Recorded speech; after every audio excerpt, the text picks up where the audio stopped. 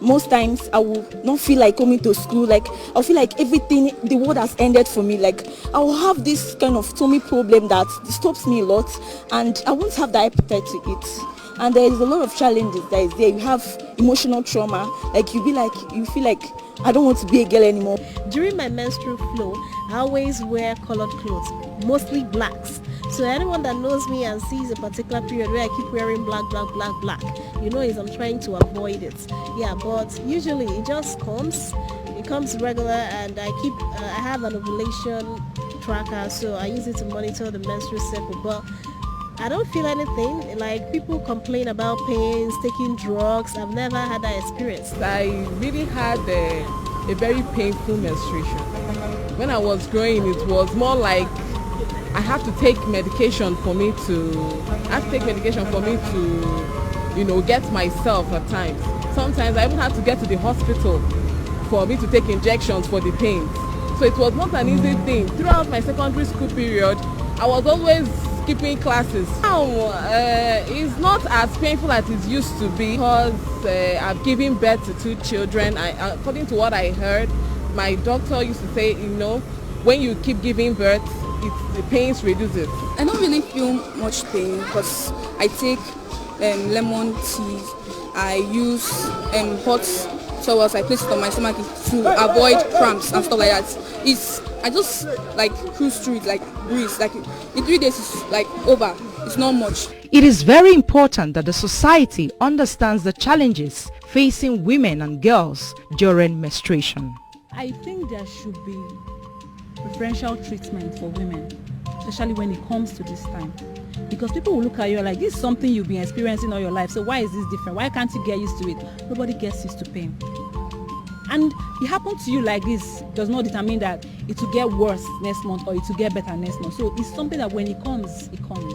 Sometimes I take drugs, sometimes I just say, let me just let this go. Because sometimes when I take drugs, it seems as if it cuts it.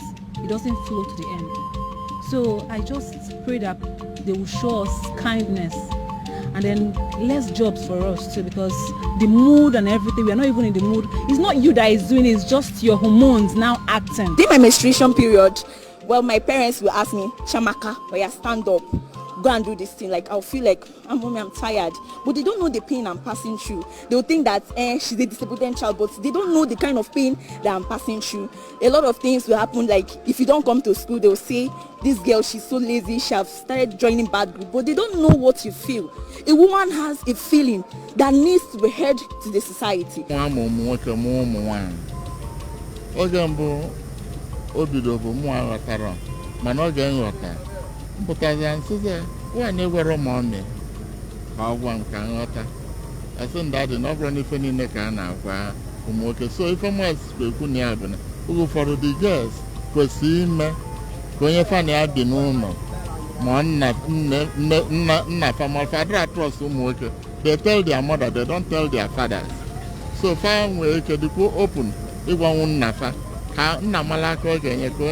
Since I learned of my daughter's own, my first daughter, well, she's like I think back I chopped my tissue. If don't use tissue. Go to the shop and buy a sanitary pad. Mothers should pay attention. They should be sensitive to the needs of their kids. Every mother should know when her daughter is menstruating. And at that early stage, we should also provide all the necessary things she needs. You know that most times it comes with mood swing. So you don't expect a child that gives you 80% attention at that stage to give you 80%. At least the girl's performance will definitely drop. The girl needs adequate attention from the mother, even from the father too. She needs some rest. Special care within that period. It doesn't last forever, just a short period. Give her what she needs, free her from most of the domestic chores. I think something better will come out. The day is not only an opportunity to raise awareness, but also to strengthen government accountability related to menstrual hygiene management issues. I'm really pleading that they make this pad available, especially for the girl child. Some of them are not working. Some of them, their parents are poor. They can't even afford it. The least in the market is about 550, 600 thereabouts. at least if it can be given to them, especially for the poor. This is where the government comes in. This is where some NGOs come in. It is good to support such type of children. Government will donate some money or the material, the parts. NGOs will come up. In fact, with all this, I think a child shouldn't suffer like that. As somebody that is even working, sometimes I think about the amount I spend on sanitary pads. It's actually very worrisome. Now, talk more of somebody that do not have any source of income, a child that is still living with the parents that have to, basically try to survive. I think we should start making sanitary pad affordable, that even a child that do not have a source of income can easily afford a pad. The price of sanitary pad now is on a high side. So you get it for 500, 700 or even more depending on the brand. The way to help in this situation is for the price to be cut down so that an average girl can afford it. I'm loving him and what I kill it. Okay, look at it and the anine. Onye ndị fagolu dịka ụmụ donation if I believe na girls school say na fa bute sanitary pads for school. Ka ụmụazị na-use wee na-echange onwe fe. Maka asị ka atụmụtụ wee gobi ọ bụrụ ma nne ga-atụmụtụ ebuli eje na school donate to na girls schools.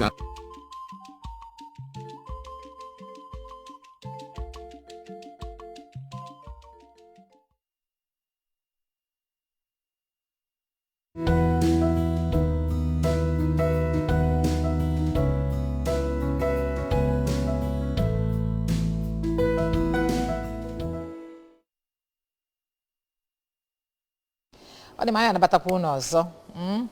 Anyị sị ka adịrị unu kpaghalịa ka unu solo anyị n'ụlọ ife anyị nwere ịkpata ata so that anyị na-akpazi gị nwa dị very much at home wee na-aghọta ife anyị na-ekwu. Onye ka ji bụ ebulu ụzọ wee tinyela unu ife a.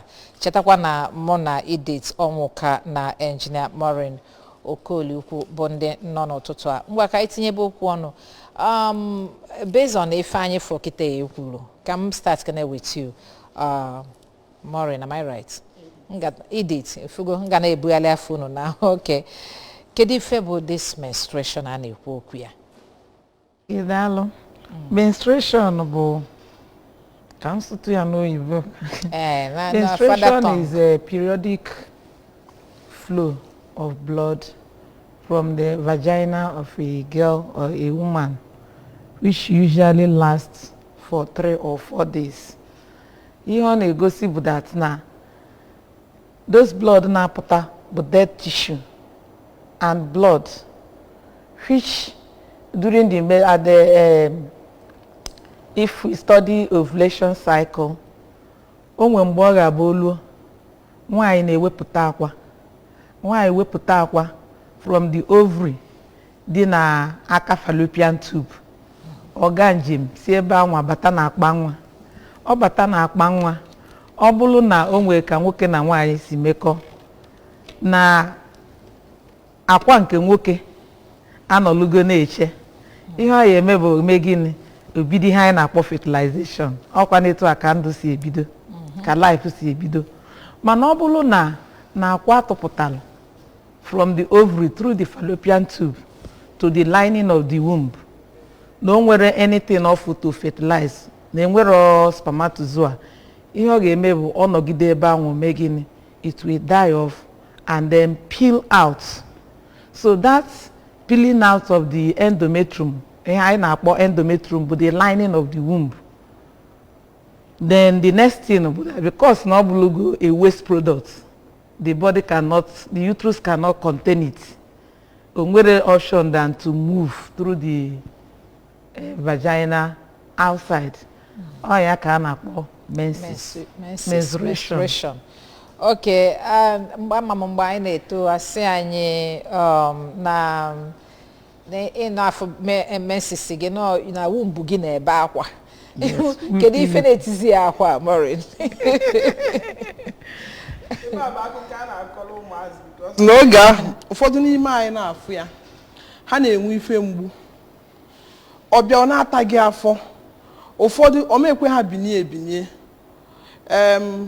o bido na mbọsị nke izizi wee ruo mbọsị nke ịtọ ị ga-ama eziokwu na ọ bụrụ ọsọ wumbu gị na-ebe akwa ị ga-esokwu na-ebe akwa onwe ndị ọ na-emefa na-ebe ezigbo akwa ha ma apụda apụ ọntị ife afụsịa ya ihe a bụ ife nwaanyị ọbụla dị m nọma zuru ezu na nwaanyị kwesịrị ịda n'afụ mana ụfọdụ n'ime anyị na-afụ ya ọ da afụkwa ha ofu a na-afụkwa ya na-afụ ya nọma na-emekwa ifefa na-eme na-eje ebe fa na-eje so otu a ka chi si wee ife dị iche na onye ọ na-afụ ụfụ na onye nara afụ ụfụ ụfọdụ n'ime anyị ọ na-afụ ụfụ ọya nwere ike ime ị na-afụ ya ọ na-afụ gị ụfụ inwe ọrịa n'ahụ gị ọ bụ na ịchọpụta ha n'oge ọ na-ede gị arụ onye ọda afụ ụfụ ọnụkata ọfụ bi ụfụ shuga nwere ike ime ya ọ na-afụ gị ụfụ maka ihe ọtọ biribiri a ị na-alachi ya hinne mgbe ị ga-afụba nsọ gị ọ na ofu afọ ahụ ka ha ncha na-aba so shuga nwere ọrịa ọ na-etinye n'arụ mmadụ na ọ dị gị n'arụ hinne ịbịa fụbazie ya ọ bụ na ọ da afụ gị n'ukwu ọ na-egbu gị n'afọ so ọtụtụ oge menstruation igbu mgbu ada abụ normal thing o nwere ka ọ ga-adị ije ụlọ ọgwụ ije jụọ ese nwatakịrị dị 10 between 10 and 12 years bido fụba menstruation ọ na-egbu ya mgbu ka ife mezi na ọ dịrọ normal kedu ụdị ọya nwere ike ịnọ na-arụ obele nwa nwa nwee ike mgbe aka mbịa to you nwere ike ime daalụrị nne ekene my sister menstruation is synonymous with what we call menstrual cramp.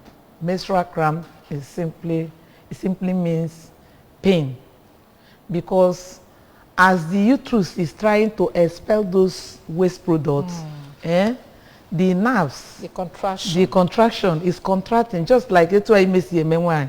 That is when the womb is contracting to push out the product of the conception.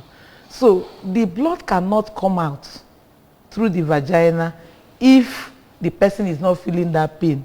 That pain will translate what? To contraction. As the person is having that pain, there's hormone estrogen is being released, and that estrogen all the way up again is squeezed the uterus to make sure that the blood goes out. So you could hardly see somebody having menstruation without pain, but it depends. It depends on the pain threshold. Okay. It's not the way I perceive pain, it's the way you perceive pain. So, and at times, we also call it dysmenorrhea. That's pain during menstruation. So at times, it can be exaggerated if there is disease condition. Okay. Like contrary to what you said, yes, a child of 12 years can actually have infection. Yes, I was actually going there and my child It doesn't have age. If that child is exposed to infection, it can, get infection at any age. But bro, infection can be menstruation. Can you age I ga nwanya luo o we bido ifunso ya obo na onwen am no when na for na 8 for the 9 for the 10 12 as the case may be kedu normal day ye nwatakịrị kwesịrị no we bido ifunso ya the individual ụfọdụ na ebido early, we call it early menarche.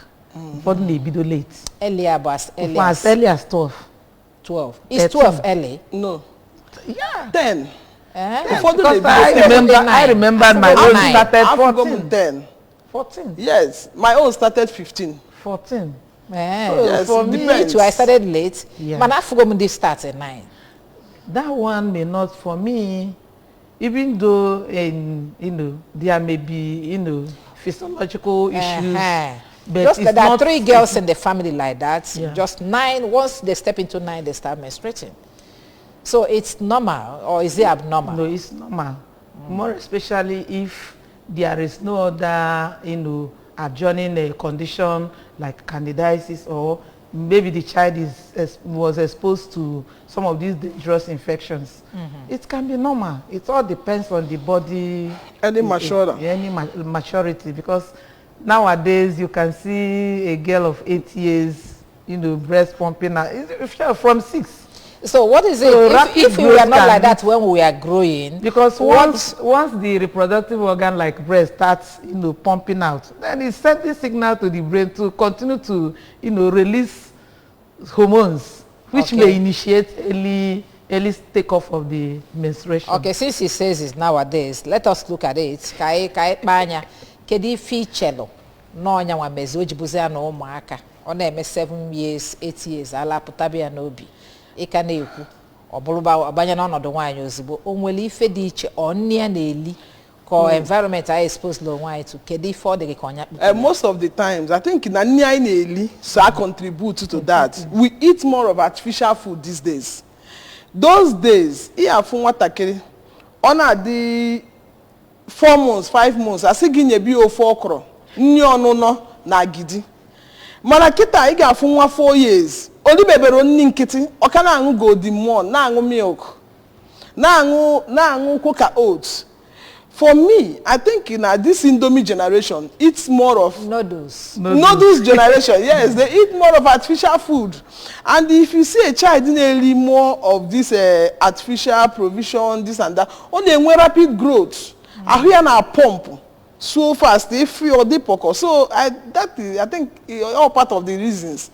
Melo jam fast now. And not only that, it predisposes them to some of these metabolic diseases like diabetes, because when you start early to bombard the child with carbohydrates, time will come when the pancreas will start to fail, may not be able to metabolize the carbohydrates and then give rise to glucose. Okay, some of these medical terms. Because also na ili junk food nwere ike ime nwatakịrị enwe ebido menses n'oge because of the rapid growth. O nwekwara ike ime nwatakịrị ebido nwebe some of the metabolic diseases like oya sugar.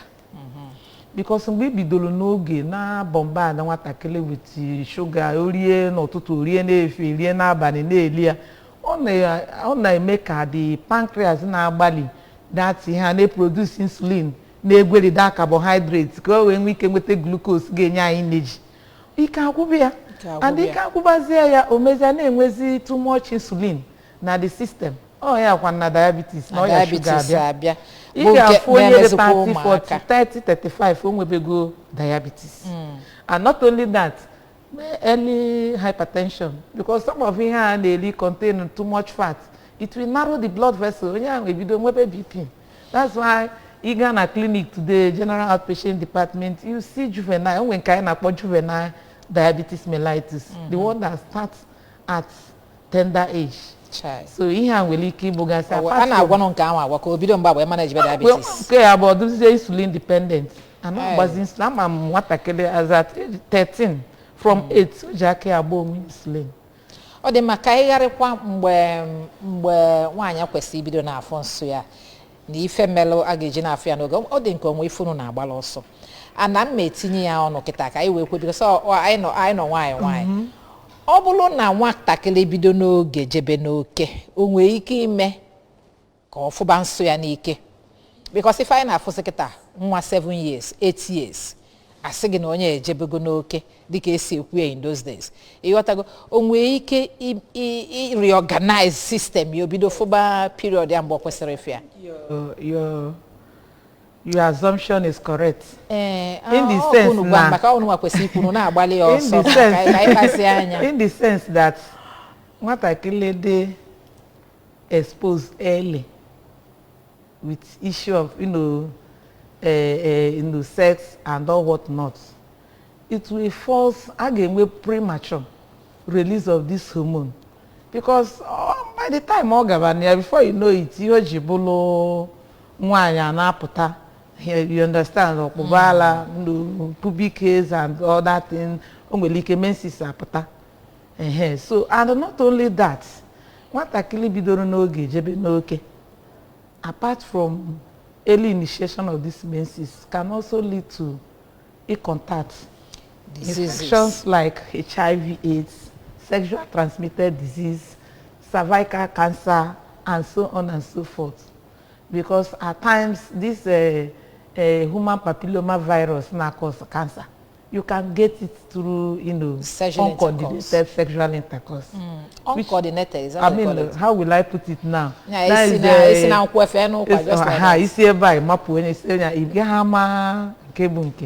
So ihe jụrụ ajụjụ jụrụ ekwu na topic taata anyị laalụ n'ọnụ mana anyị ga-akpị ya mmadụ na-eme ihe siri ike ọ dị ka onwego onye sonyela anyị.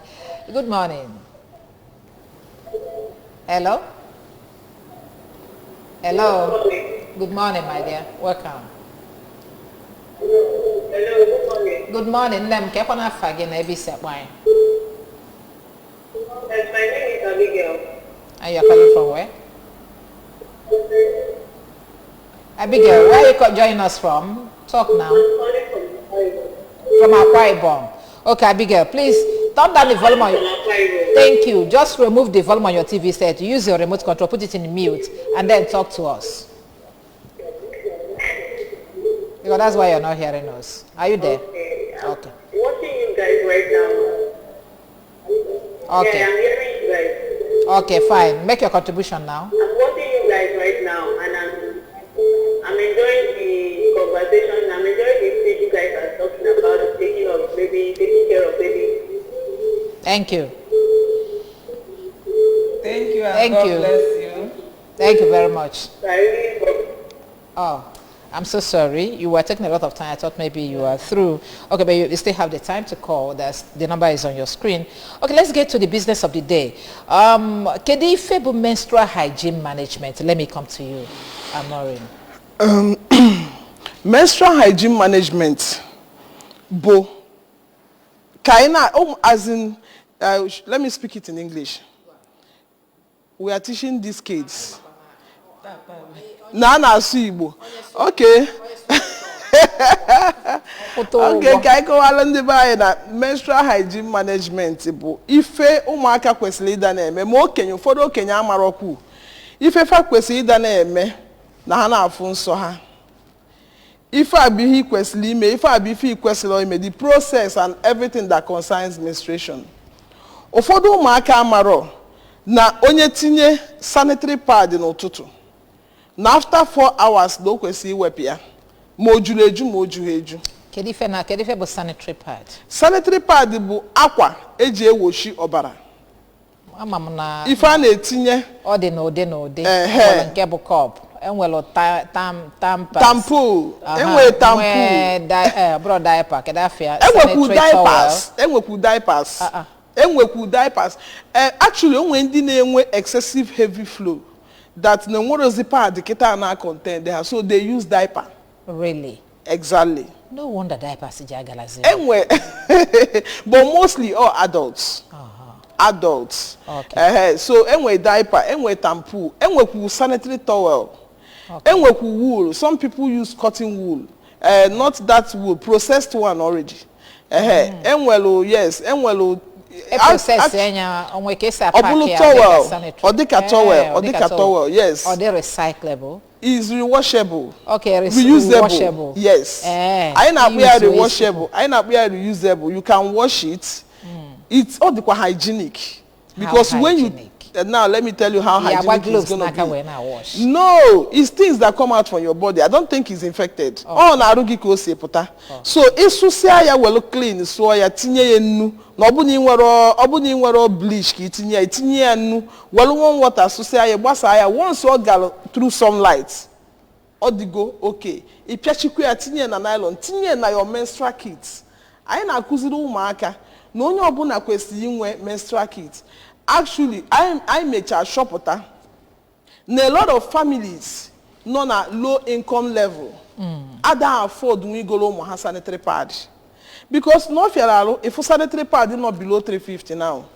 And always some parents na alụ ọrụ oyibo I check here their salary if na their salary pay day no na 450 ụfọdụ n'ime ha nwere ụmụ nwaanyị tọ n'ụlọ plus nyanwa bụ mma na alụ ọrụ ahụ onwero ka ego a esi wee gaa fancha niile okirikiri ka ego we pad wee rie nri dị na amalụ ka obodo si wee dịrị kịta so I bịa na-akụziri ụmụaka ị nwere ike nyere nne gị na nna gị aka were aka gị lụta nke gị were aka gị lụta towel gị ime ga iwere aka gị kwa ya ka ọ ga-adị mma chọta bucket tinye ya itinye ya na bucket ahụ idee ya menstrual kit bucket ka mmadụ hapụ iji bucket ahụ wee mee ife ọzọ afa gị dị na ya inwe obere hypo 10 naira itinye ya na ya inwe so clean itinye ya na ya For use, all 4 to 5 days or that Kali, for normal normal girl child. Isasiaya, Iwasaya. Ibasaya banwe ya chi bata okwu ikori edebekwa. Use chaya for that 5 days. Esuo fa nchani ne baya na mmiri oku tinye nnu. Or the convenience. Very, very. Itinye na ro nwe kese mi o strap to the pants or fold oyo to oge anyị na-etonite amụrụ anyị 8 na bai. My mother bụ ọjị ka ọ na-ele. My father na-elekwa ụmụ obere afịa. Oge anyị na-etonite. Nne m uwe ọbịa obesi atọ wee nye anyị. Ọ na-egosi ka ihe esi asụ ya. Ịsụsịa ya, onye ada afọ oge onye aja afọ. Onye ada afọ oge onye aja afọ. And ebe ị na-agbasi ya n'azụ ụlọ, mmadụ ada agadi ya na-abụrụ anyị nwa. So ịbatakwa ikorie just ịpịa jee otu ọ dị mma itinye ya. Iwepụta ya ozugbo ịsụọ ya. Otu nwaanyị si eme ojere ịsa ahụ ọsụọ pantị ya. Ị na-ewepụta ya na-asụ ya ozugbo. Adị edebe. All the very convenient and the very hygienic. Isi na-asụchasị anya for the 4-5 days. At the end of the 3-4-5 days, ichizi alafa ncha. Soak ya na mmiri ọkụ. Na warm water, tinye bleach. Ọ bụrụ na enwero bleach. O nwere some people ama afford nwe fan na agwa gị. Itinye nnu. Okay. Itinye nnu ịsụchasịa ya mma. Ịgbasakwa ya. Ọkpọ itinyekwa ya ebe ị na-edebe ya. Ndị nwere ego pad. Mana ife anyị na-akọwara ụmụaka bụ a lot of them nọ n'ụlọ akwụkwọ fa amarọ ka esi ama na-eji. Imana ụfọdụ amarọ na iwepụta sanitary pad. Maka ife ba n'uche kịta ka maka ụmụaka na n'ụlọ akwụkwọ fa ga-eme ụdị ife a na fa akọ. Ido na nwa gị a na-akụzi elu nwa gị kọwalịa na ife a nọ ife o kwesịrị ịda na-eme. Nwa gị wepụta pad na skuul o tinye na nylon dị nkwa aka ya. Maka nwatakịrị akwa ha aka o nwere ọrịa a na-ebute a na-akpọ yeast infection. Ọrịa ka ọ bụ. So iwepụ pad gị mee ka echọ na ịkwọrọ aka gị ọfụma. Debekwa ya neat. And you need change the sanitary pad again. At least 3 to 4 times a day. Depending on your flow now. Depending on your flow. But whichever flow you wear, make sure you need change the pad again. 4 to 5 hours. When you get in your pad, at the end of the day, ojuro dieju or wepia waru mbede. All the bad. No, mana obuno onya tinye like when I was scanty flow like that. O tinye pad no toto. How many hours ko kwesi bia we wepia? Obuno onya dey we flow. Ndi nke fa na eme drop. Onya ame 6 hours or the bad. Okay. But anything longer than that, onya anwe ike inwe fungal infection. Okay. Long carrying of pad na cause infection. Odemma. Kedu mgbe anyị ga-eji wee sị na menstrual hygiene dị good na manage teli ọfụma? Nurse go aka na ajụ nka. Because na it does appear na emesikwa ife na na-enwekwa problems. Kedu mgbe a ga-asị na that this is good na emetere ya mere ife kwesị ime? Okay, ajụjụ gị amaka. Ka m bido metụgodo aka n'ihe my sister kwuru. Go ahead. Yes, ọkọwali ọfụma karịdalị anyị nwa nọ na medical field. Because menstrual hygiene management bụ a very good aspect that is supposed to inculcate in the life of every girl child. They not sustain ya till menopause. Because at any point you break the protocol, you can get infected. So for us to say na I manage menstrual hygiene ọfụma bụ anyị nwe inede anya na the hygienic nature, like o nwere ihe okwu use of this towels, napkin. Yes, I remembered that I used Pampers as a young girl during my secondary school days. Pampers no, napkin. Okay, napkin. Okay. Yes. Mana o nwere ihe nchọrọ imetụta aka na the management of those reusable, because the blood na-apụta, remember I said initially na that blood is a dead tissues and the dead blood, which is a very good medium for microorganisms to grow, just like she said, fungal infection, yeast, which may translate to candidiasis and so on. So at times you can wash, spread under the sun. Those microorganisms, you may not get it. So what I want to add to what she has said is ironing. Okay. You iron it because there are some organisms that can resist sun. And there like are some this that fungi, we get this to fungi it. is very stubborn microorganism that at times sun and detergent may not give you complete sterilization. Okay. So in addition to that, iron funding they use reusable. Kayana call alpha. They should iron at least only over now. Good na with electric iron. I with charcoal iron. Reusable. Can you work in ending can move because some of no when they come on my line. Yeah, hello. Hello. Good morning. Good morning. Dalo. Ngwa na anya afa gị na ebe isi akpọ anyị. Kedu afa gị na ebe isi akpọ anyị? From Enugu. Ọ dị ma Chinwendu. Anyị anụgo ngwa jụọ ajụjụ gị.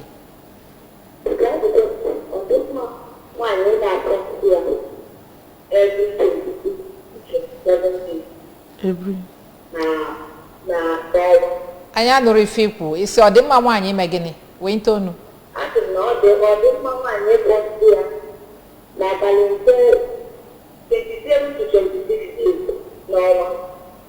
Yes, that is the normal average. Okay, 27 to 20, 26 to 27 days.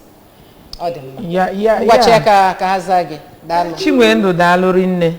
I we high na menstrual cycle. Then we long cycle, we short cycle. Okay. So for the name we short cycle, maybe start from 24th, that is 24th to 26th. For the name we long cycle, we keep it 28 to 30. So all depend na etu nke onye di because you ga ha ma etu nke gị dị otu you study yourself. You ga eji nke engineer we assume on my own. All depend because arụmụnụ ya nwere ike ọ bụrụ ka alụm si alụ ọlụ ka nke ya si alụ. So enwere ike na-enwe short cycle. So short cycle actually all the normal within how that short could be because there's a young girl that is still growing. I think he started seeing her period about 2 years ago. Anọgide like otu osem osizi ọ ma abịa ọbịa mgbe ọ bịara abịa ọ gbasị anya after 2 weeks ọ bịakwa ọzọ. Yes, or the normal. No, or the normal. A man and can as a result of infection. But no will if father calculate very well.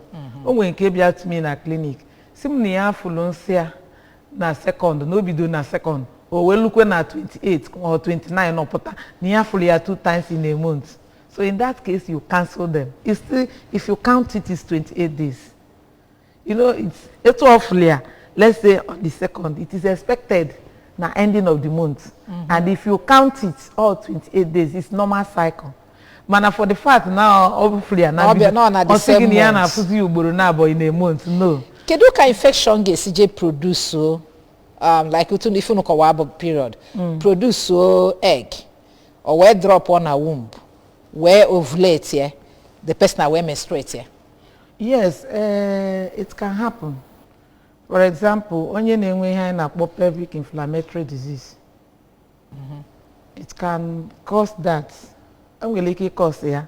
Okay. One, may either name with irregular menses, which means there is on a urological itself interval of 20 days, maybe 19, 18. Then it may be heavy flow. In that case, it matters that neither the womb is infected or even the ovary. And hatch as a result of poor personal hygiene. In my home, I express road, like I used to tell them. Niho na banyerigi through the vagina. Na the destination end there again na uterus. And the fallopian tube it was so spread out to the 2 fallopian tube. So actually, infection can affect the ovulation and menstruation of a woman. In which case it may lead to either heavy flow or scanty flow or severe pain during menses. Okay. Before we get to another question, there is something we did not explain about Omaka Ibido Ifo period 44. This gap in Onenye. you ought to go off here in the next 2-3 months of Ubenya and all the rest of things. It's normal, is it? It's normal. And then if it is normal, how long is it going to last? Like how many years before normalize? On have to say every month regularly. Nurse? Okay, I think it's very normal to an extent because what actually banyere into puberty, into now, I can we hormone na control the system. Will it call enough? Will it call enough? Like I said before, I video this program. Now times, when there is amenorrhea without the person being pregnant, amenorrhea or absence of menses. So in that case, if it is ruled out that the child had drawing, you need to consult a health practitioner. After analysis, then we look at hormonal imbalance, which I said before, it can be corrected using hormonal drug like this family planning pills. Like this family planning pill will contain estrogen and progesterone. When it contain only progesterone. So if you place the child on that daily for 30 days, when we supply here that hormone that is deficient in the body. In short, Ejigomia treat many girls. Before take care up to 2 months, or regulate go the flow. Okay. To be the gaba of man. So immediately and there's not going to be any after effects in future. Don't any after effects. Or just in the year for treatment, not for you know as a contraceptive. You are using it. That pill has a dual purpose for contraceptive and as a treatment of hormonal imbalance. Adema, dalo. Kanye je metokwa ke bozo danye izbote mkpa. Onwele ụmụ nwanyị na-enwe problem mafana afọ period. Onwele ndị difa de kweli nni. Awusara kwa afọ na nwunye ya nọ na nsọ. O ime ekwezili nni osi. Onya ka eji wekwo nke a na-aga use cha asụọ. Mgbe uche na si di ya afụkwa ya mgbe ọ na-asụ the thing sụcha ya weje selie nni o wee lie. And then ndị nke ọ na-enyezi nsogbu na fa nwekwa ike fa ma esi nwukwu nni nwanụ. Kedu ife bụ the role of the man n'ebe nwunye nọ ebe ọ bụ na nwunye na afọ so ka anyị join line. Yeah, hello. Hello. Hello. Okay, go ahead. Kedu ife nwoke kwesịrị ime ma nwunye nọrọ n'ụdị ọnọdụ a? Anyị nwa bụ ife ọlụ anyị bụ kene. We want to demystify menstruation. It is not a taboo. Yeah, hello. Somebody joined us. Yeah, hello. I got bakwa. Oh, the magani. I chọ ka yipu menstruation akwa. Akwa ndị gboo yibere ya. Na nwaanyị na-afụ nsọ ya, o mee je n'ụka, ọ dị unclean, o mee mix up with ụmụaka ibe ya, o mee sili di ya nni, o mee all this thing. Ife a bụ foul language. Mebu. Yeah, hello. Hello? Hello. Good morning. Hello. Hello, good morning. I can hear you. Yeah, good morning. Good morning. Good morning. Dalo, keda fagi na ABC akpan. Hello. Keda fagi gbatuo TV gị ka iwe ni fine ekwu gbatuo TV gị ka ni fine ekwu. Ngwa gbatuo TV gị o. Onya ka nna gwa gị gbatuo TV ka ị na-anụ ife anyị na-ekwu. Ị da anụ n'ife nna ekwu no gbatuo TV gị. Gbatuo TV gị. Gbatuo your TV ka ị nụ ife nna ekwu ọfụma. Ngwa no go ahead. Go ahead now. Okay. Because I'm making a little new. Dalo. I'm making a little new.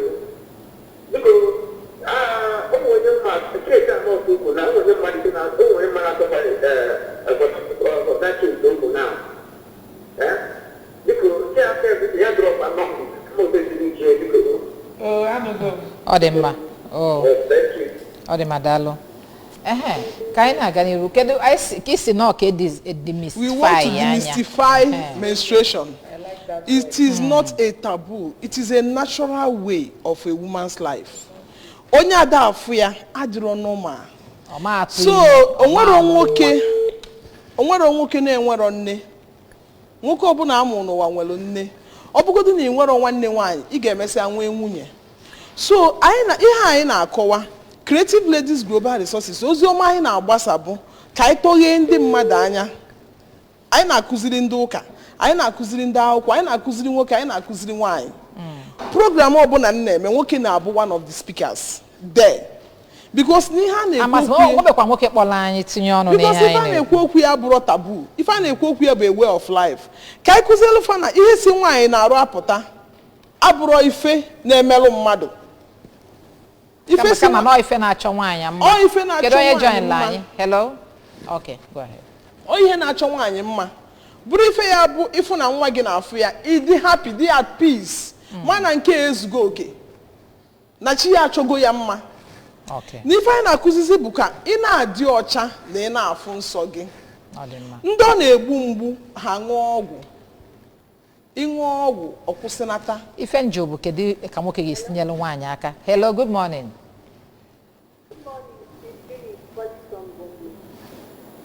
Eunice, raise up your voice. Let's hear you clearly. I'm calling from Gombe. And you are Eunice. You're welcome. Make a contribution, please. Thank you. I want to ask a question regarding amenorrhea. Go ahead. Okay. I'm taking a drug called and I'm taking the vaccine for 3 cycles, but the cycle has not been corrected up to now. Okay. So I want to know what is the next step of action. Thank you, Eunice. Okay. Please, you consult your gynecologist. And are you sure that drug you are taking was prescribed by a gynecologist? You know the issue of... Yes, I was supposed to have low progesterone. Yeah, which that Primolute actually is a synthetic progesterone that is aimed at bringing up the level of progesterone in your body so that your menses will regularize. But if you have taken it and you have not seen results, just report back to your doctor and then, you know, explain to him. He will be in a better position to advise you more on the step you need to take. If that Primolute is not working, he may consider giving you contraceptive pill. Are you there, Eunice? Okay, thank you very much. Eunice, that called from Gombe. Thank you. I hope you guys are safe there. Yes, we are. All right, take care of yourself. Thank you. Yes. Okay, let me come to you because it does appear I've become my enyego more in Suburinde. Kedu ife nwoke kwesịrị ime no kedu ka nwoke ga-esinyelu nwunye ya aka ma ọ nọrọ n'ụdị ọnọdụ a mana tupu ịbịago nke anwa ka m nyegodi gị example ife mfo o nwere nwoke mma a na-aga nwa ya nwaanyị o nwere 2 daughters like that any of them nọ na period ọnya nwa bụ onye na-anọ close to them because on a moody period for them, he will take them out. Only on at the period, they got to go. What do you want to eat? Where do you want to go? Let's go on a drive and a whole lot of things to make sure that they get in a good mood. He got to go. So, obuna na weki menwulu nwa nwaanyị ifa. Kedizi ife nya bụ nwoke kwesịrị imelu nwunye ma ọnọkwa n'ụdị ọnọdụ a. Bụrụ just nya nwoke ọbụna kwesịrị imelu nwunye. Dịka my sister si wee kwu. Nwoke ọbụla suppose ịmatagodu first na ihe a bụ physiological process na-aga in the life of every woman of childbearing age. Ọ ghọtagodu nke a na ọ bụrụ taboo na ọ bụla arụ. Ọ ghọtagodu na a part of life of that his wife. Ọ ghọtazie ya before onwe ike nye support. Okay. For example, mgbe m na-anọ na clinic, you find out ndị Sabbath ha nọrọ na period they don't go to church. So onwe mgbe ha na-eje eli feast of living bread or something like that. If ha bịa na clinic na ha na-emekwa na expect period ya during that period ha ga-eji wee jee the prayer. O nwere ọgwụ ihe enyi ya ka ọ nọtekwa aka. I will laugh. So, nke a bụ disturb physiological process na-aga normally. So, in that case, we still need to carry advocacy. Okay. To church, to the fathers, but na a husband ghọtalụ mala that na during menstrual period be period that happen when you cause weak, and also abstain from sexual intercourse, because that one, if they attempt during that period, the man may end up catching infection. Not necessarily because the woman has infection, but remember I said that blood coming out is dead tissues. That is a fertile ground for microorganisms to flourish. So it is not, even though in extreme case of infertility, some women, you know, have the ovulation while menstruating, but it's rare. In that case, if they are using it as a means of, you know, correcting their problem, is okay, but not as a pleasure. So work up at least for that 4 days. Wrap no one goes. Nyeli aka na kitchen. Yotago nyeli aka so akwa keep all the children kwado maka mbonne. Why weto onwe. O de maka anyị make ka ipiache na anya nwere ozi time. Ife anyị geji piache bụ kedu odmodu na ado ka enwe ike ife eji echekwanya bụ menstrual period. God, they are available to all young girls and even women that cannot afford it. Because okay, because if I know your now government may something about this. Government can actually subsidize sanitary pad, which they say they did, but the inayana ego na eliana fifuna odria. Secondly, government can as well volunteer to put in sanitary pad na schools. What they say, I can new marker free. Edewe na guidance counselor's office. Then government can as well support NGOs. Na anyị nwa na agari ka anyị ike na-eje na akọwala ha ife apụtara ihe ọ na-alụ, and for the people enwe ike afford nwe ka anyị na-enye ha guideline ka ha ga-esi wee mee using that rewatchable pad. Odema dalo biko no more calls. The calls are coming too heavily, but there's nothing we can do because we don't have much time on our hands. And another interview I made that will come shortly after this. But before we bring that in, I would like to thank the ladies that joined me this morning in talking this all important topic. Edith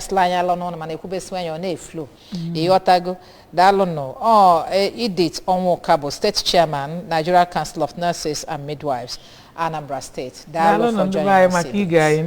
Odemba.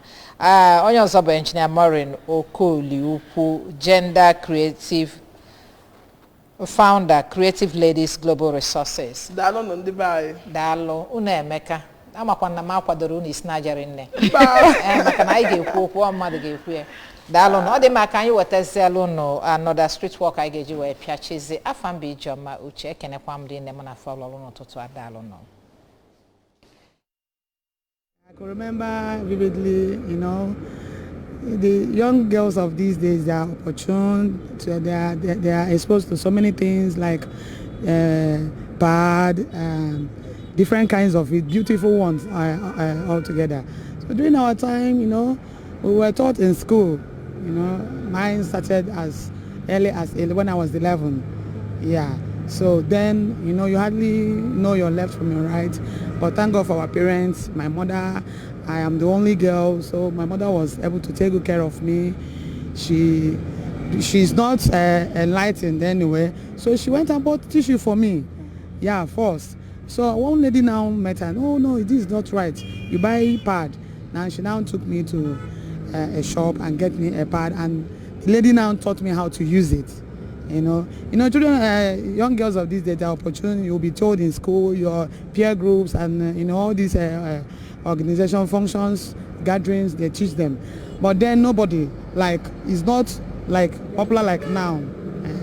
So then my own used to be very painful. I was like, when the thing will be like a day or two, I will begin to feel the pain. So I will go to hospital. The nurse will tell me, give me some drugs, you know, and I'll just take to ease the pain, you know. So, but when I grew up to a lady, I now met a doctor, and I said, will I continue with this pain? So the doctor now said, no, that it will go when I have my first issue.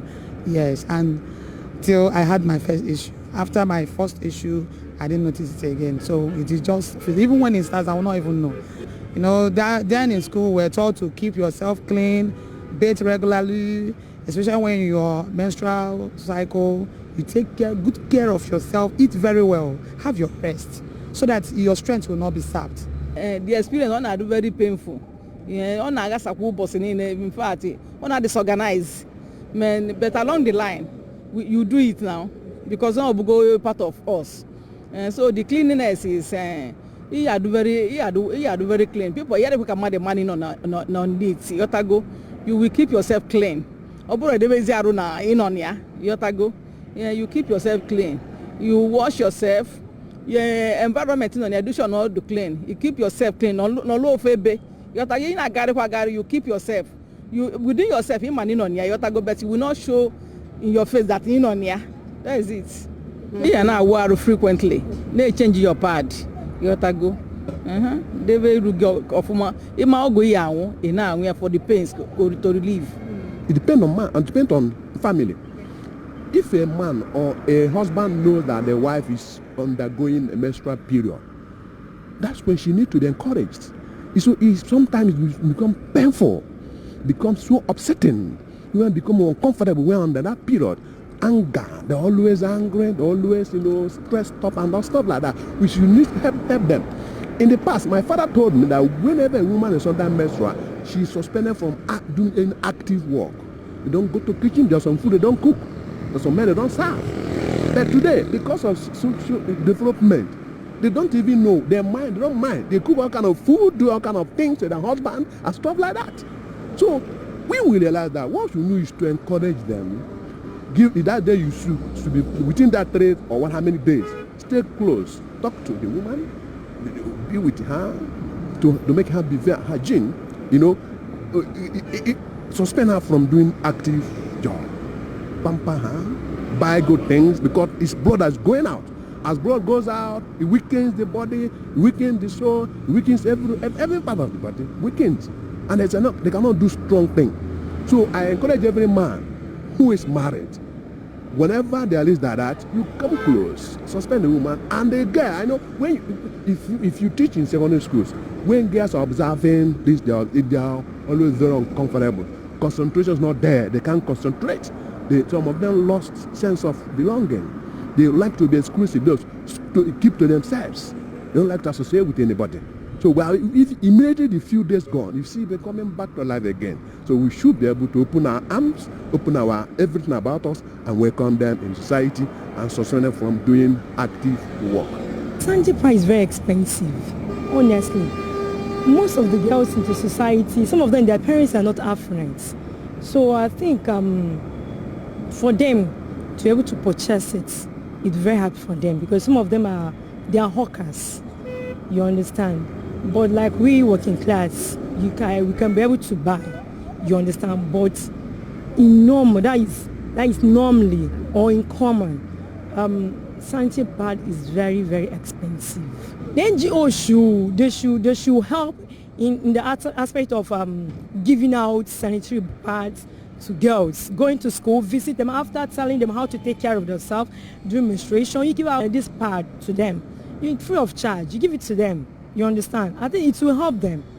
The government hospitals, because there is nothing that they can do if not only to give it freely. There is nothing, because if you tell the girls to be buying every month, they can't. But if assuming that the girls know that every month they are going to this hospital to go and collect pad, they can make use of it. You get. But or will I say that if the government hospital can be able to buy it in bulk and reduce the price for the girls, you understand? I think it will help our society, help our girls.